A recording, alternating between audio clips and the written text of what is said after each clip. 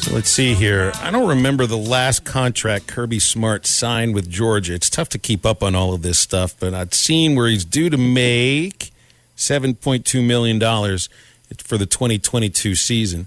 Ohio State is expected to sign Ryan Day to a contract extension through 2028 to make him one of the 5 highest-paid football coaches in the country, anywhere from $7.6 to $9.5 million.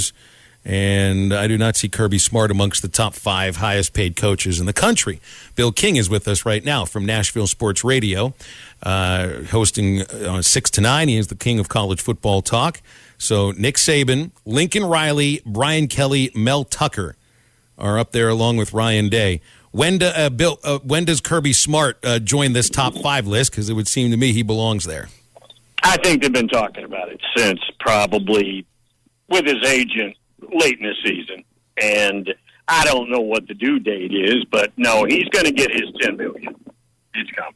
Well, I mean, a year. He's not the kind of guy. I mean, first of all, he's a Georgia guy, so he's never leaving Georgia first and foremost.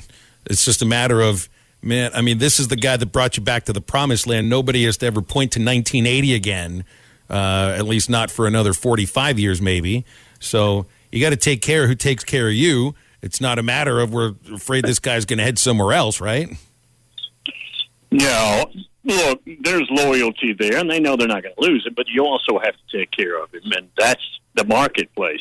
The general public might not understand that, but that's the marketplace. And if you're going to do business on that level, you have to pay him on that level. There is no chance he doesn't get his boost up to 8 figures, probably. Hey, Bill, I want to ask your opinion on this. I've been talking for the last couple of days, and this is a baseball aspect, but it's overall like an anti-competitive thing that I see coming from Texas A&M and from Ole Miss baseball. They canceled Tuesday games against teams with bad RPIs. A&M's head coach Schlossnagle was upfront about it. Yeah, we canceled it because they have a stinky RPI. Ole Miss wasn't so open about that, but we know why they did it.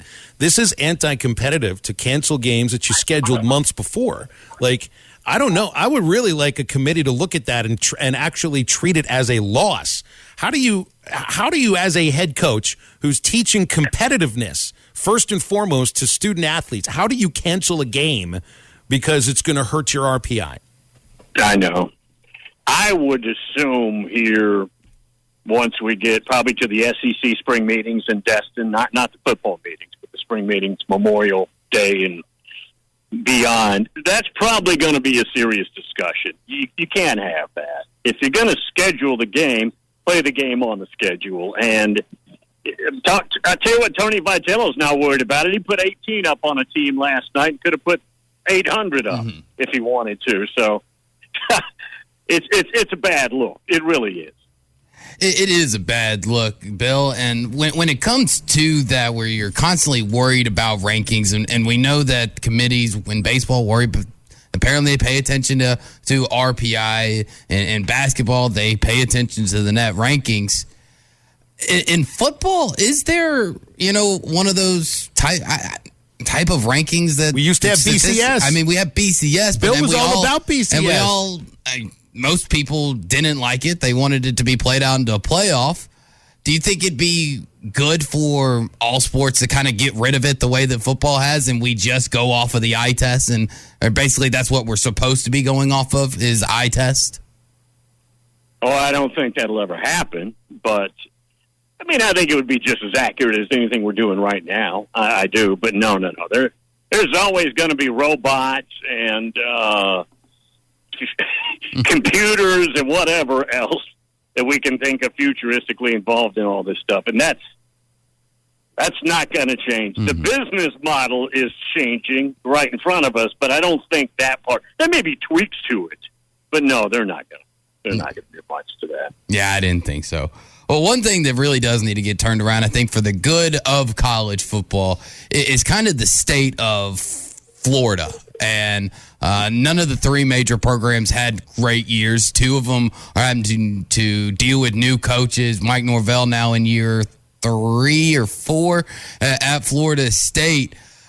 Can they turn it around and one of those programs have a decent year? I mean, we're talking about 3 programs that had less than 5 draft picks combined? Can they? Yes, because of location and attractiveness to recruits. Right now, I don't see any of them trending. And if you're talking about getting back, you're talking about being a national championship threat, I assume. Yeah, well, absolutely, you can do it. They've gone through a bunch of coaches, all of them, other than Bobby Bowden, and, of course, all those coaches at Miami through Larry Coker. But they've all gone through a bunch of coaches other than Spurrier, Meyer, Bowden, and they've collectively made about 10 bad hires. And that's the problem. You've got to get the hire right. If you get the hire right, then all that other stuff, the recruiting, the upgrades you may need at some places and facilities, the brand awareness, the attractiveness when it comes to recruiting rankings and when it comes to team on the field rankings, all that works out when you hire the right guy. And more times than not, places don't hire the right guy. The odds are stacked considerably against you when you hire a head coach that you're not going to get the right guy. Well, I mean, so then who made the right hire here? Miami is always going after a Miami guy. Al Golden. That didn't work out. Now Mario Cristobal. And there's no guarantee he's going to be able to replicate any success from Oregon to Miami. Florida looks at things a different way. You don't have to be a Florida guy. Billy Napier is not. You know, who do you see as it's not a matter of a better fit, but who's the better of these two coaches? Cristobal is the noted best recruiter, but he's not a noted on-the-field genius. Matter of fact, he's probably mediocre, the average there. So that's the problem. I think the recruiting rankings are and will get even sexier the way they ought to be for Miami. But on the field would be the concern that I would have, and I've got to wait and see on that one. Napier doesn't have the resume, so it would be unfair. I mean, Florida is one of just a couple of elite jobs on that level. And so when you haven't had your hands on anything like that, it's hard to judge him. I would say to date his resume is impressive. But here's a misnomer. Just because you won on lower levels, let's say all the way up, doesn't mean if they hand you the McLaren or the Lamborghini, you know what you're doing. It doesn't necessarily mean the next step, because now you have all the money and you have all the facilities, it's going to be really easy. You're just going to dominate.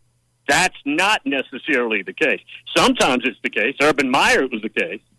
But Brian Kelly, it's the case. But there's a lot of cases where that guy has worked his tail off all those years, finally gets the gold mine, and is too overwhelmed. Dan Mullen's probably an example. Yeah.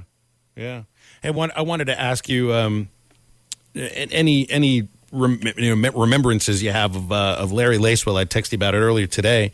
He was a defensive coordinator for Johnny Majors. I think when all this stuff was going down with Philip Fulmer, and they were an SEC champion one year, and the next year finished second, and then he heads off to take the job as the director of scouting for the Dallas Cowboys. But his last coaching job was at the University of Tennessee. That's after he left Arkansas State after running their football program for 10 years.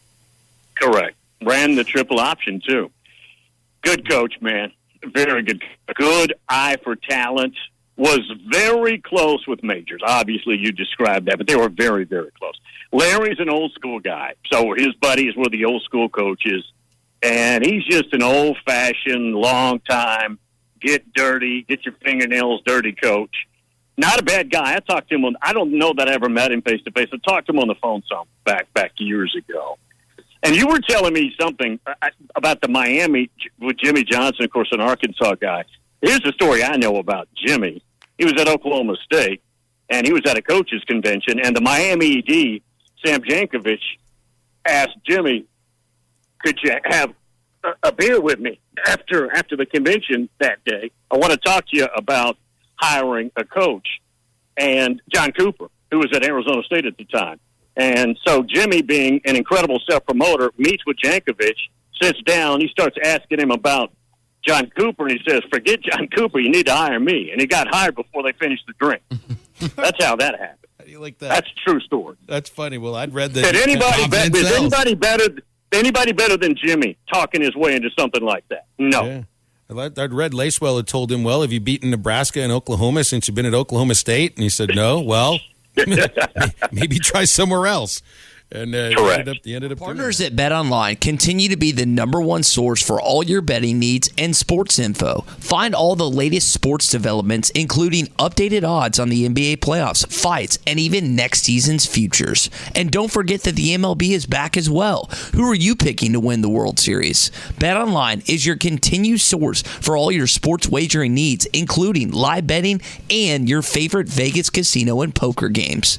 It's super easy to get started, so head to the website today or use your mobile device to join and use our promo code BELIEVE, that's BLEAV, to receive your 50% welcome bonus on your first deposit. Bet online, where the game starts.